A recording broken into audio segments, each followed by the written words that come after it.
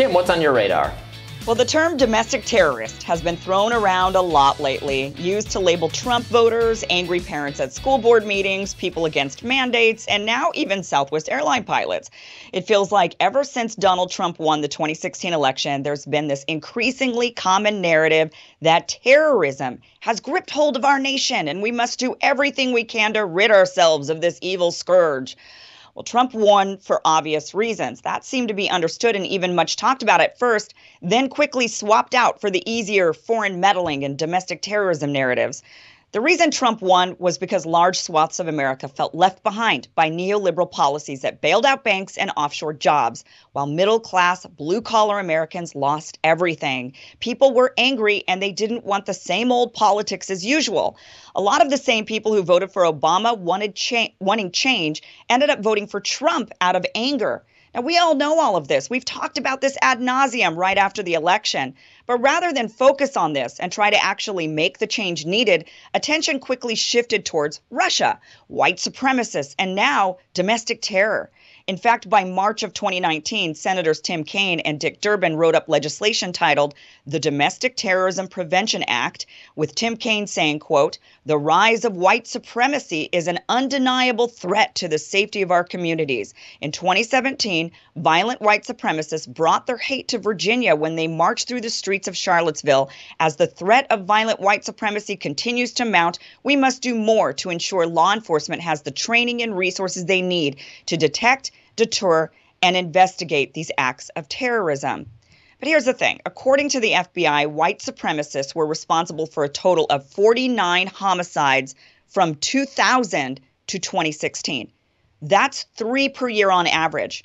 Now, there are 15 to 20,000 homicides per year in the United States. And they're telling us 3 of the thousands may have been motivated by racism. And because of this, white supremacy is a grave threat. Now, look, not to downplay how horrific these murders are. Every single murder is horrible. But to focus in on the motivation of an average of 3 murders a year out of 15 to 20,000 and to blast this all over the media and have politicians calling for more federal involvement in stopping these crimes seems a bit extreme and a little bit like deja vu. Again, not to downplay how horrific murder and attacks are, but we have to remember that the threat of terrorism after the attack on 9/11 has kept us at endless war and cost many more thousands of lives than the actual attack itself. Many of us have suspected that the stopping terrorism narrative has only served to enrich the military-industrial complex and keep people in power who probably shouldn't be in power in the first place. That theme seems to continue gaslighting the American public into believing that their greatest threat is a white supremacist rather than increasing inflation and low wages was only the beginning. The narratives quickly shifted after January 6th to insurrectionists. Now it's not just the racists who might actually be plotting a hostile attack on people, but MAGA supporters, who, by the way, may or may not be one and the same, who are attempting to thwart democracy and change America as we know it. Even though the evidence of an actual plot to overthrow the election is flimsy to non-existent, the elites and media have run wild with this narrative. The goal is to keep us afraid so that they can expand their abilities, make a lot of money, and maintain power, much like how the war on terror has served the same purpose for the past 2 decades. After January 6th, the Capitol Police talked about expanding offices all around the country, and Congress voted to increase their budget. Then, of course, there's the National School Board Association asking for federal assistance against angry parents, comparing them to domestic terrorists. I'm not really sure if the School Board Association actually believed that parents were domestic terrorists or if they knew which buzzwords to use in order to get what they wanted. Or I don't know, maybe they do believe that they are domestic terrorists. After all, now the new domestic terrorist is someone who doesn't want to wear a mask or be mandated to take a vaccine. Over the weekend, a Southwest airline pilot was compared to ISIS for saying, "Let's go, Brandon," as he signed off from his flight from Houston to Albuquerque. Okay, so he hates Joe Biden. Does that really make him a terrorist? Who wants to bet new legislation will be introduced or measures will be called for to increase safety on airplanes because we need to be kept safe from maskless, non-compliant toddlers and frustrated crew members who keep protesting against mandates? Every time we label something as terrorism and cry out for something to be done to stop it, funds are increased for the surveillance state, the police state, or the military.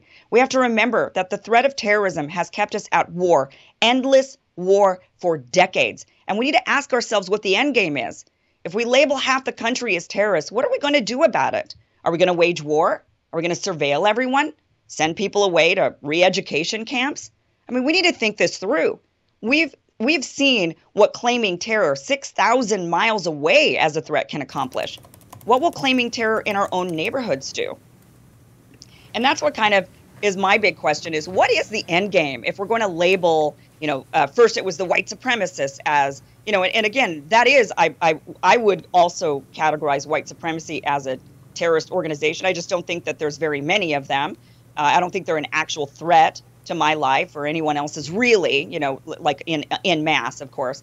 And then if we label the anti-mandate parents and people and pilots on airlines, and we say that pretty much anyone who voted for Trump or anyone who thinks Donald Trump is really won the election is now a terrorist. I mean, what is the end game here? What are we going to do with these people if we think they're all terrorists? Well, you raise a really important point. There's the term domestic terrorist is not so rigorously defined, or who that even includes. Obviously, that was initially kind of applied to Muslim-based terrorism in the U.S. I testified before Congress a few years ago before the House Civil Rights and Civil Liberties Committee, and about the threat of white nationalist terrorism. And I was kind of arguing that there are free speech and due process issues, which kind of just like lumping all these alt-right type people together as domestic terrorists. And actually, the entire squad was like on the committee, and I can't remember if it was Ayanna Pressley or AOC herself. One of them asked a really good question about, like,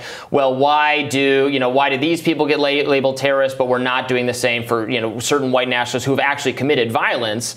And I thought that was a perfectly legitimate question. But then the issue then is, well, now you're just saying, like, everyone who has these views, who isn't even violent, is a domestic terrorist, and now it's just everyone on the right who's acting up at all, and like the kind of Patriot Act era, we don't want to allow slippery terminology to just like violate everyone's civil liberties across the board.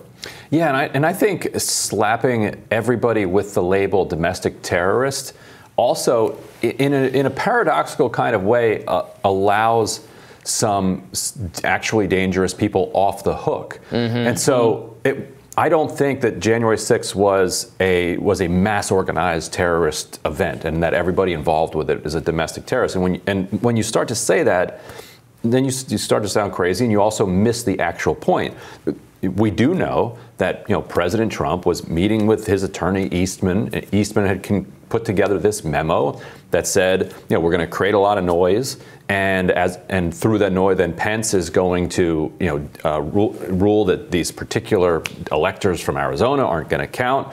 And as a result, it's going to press us under 270 and declare Trump president. Like there was an organized effort to overturn the election, like on that day. It fell short, but that doesn't take away the threat to democracy that those schemers represented.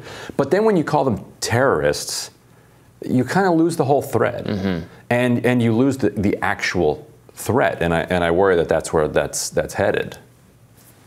Yeah, I mean, there's an absolute difference between wanting to challenge an election and even wanting to, use certain mechanisms in order to do so that are there and available to people versus, them then saying, well, everybody who stormed the Capitol, this was some sort of organized terrorist event, and we haven't been able to find any organized, actual real organization, fully anything that's really of any substance. Otherwise, these people would be charged. But really, we are saying terrorism is sort of like saying genocide. It's used often in order to get an emotional response out of people to then make them want to.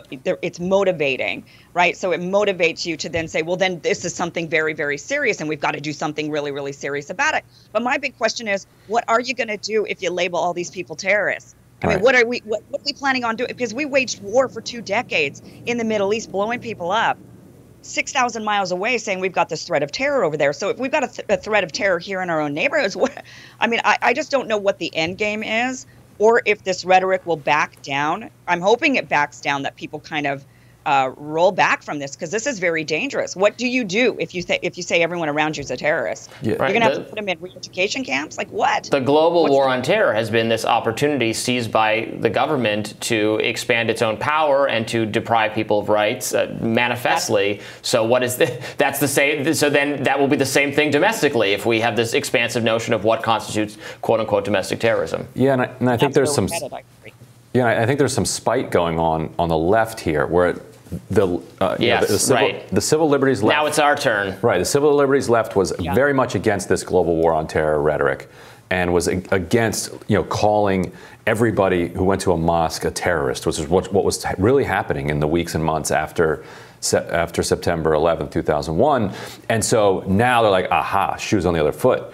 If that person was a terrorist, shouldn't this person also be? And they're just sort of like trying to own their enemies, but in owning their enemies, they're expanding the power of the state. So what they should be saying is making common cause and being like, this person is not a terrorist, so therefore this one isn't either. So apologize and let's roll all of this back. Exactly. Right. No, right. That would be the more sensible way to go, Ryan. But unfortunately, people aren't sensible. People are very emotional. And so people like to own one another. Yeah. Right. And that's kind of what's happened. So. Yes, indeed. Well, thank you, Kim. And we'll be back with more Rising right after this. Stay with us.